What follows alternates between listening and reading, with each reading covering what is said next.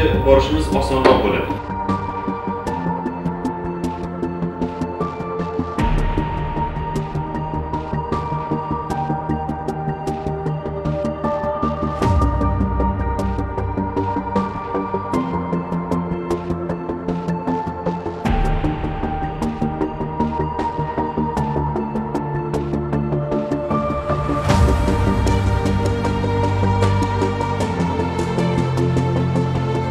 Türkiye'de en ko'zga ko'ringan olimlar juda ham ko'p.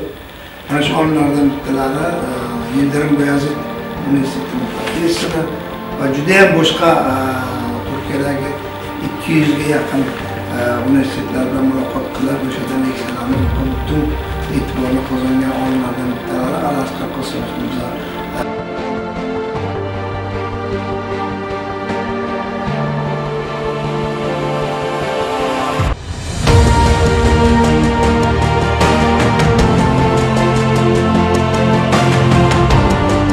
Katta muammolardan bittasi islomiy psixolog deydi yoki bo'lmasa boshqa narsa deydi. Psixologiya juda ham muhim bo'lgan soha, lekin buni ma'lum bir narsa bilan cheklashlik yoki bo'lmasa bu narsani masalan deylikki ma'lum bir doirada qamrab qo'yishlik bu yaxshi bo'lmagan narsa.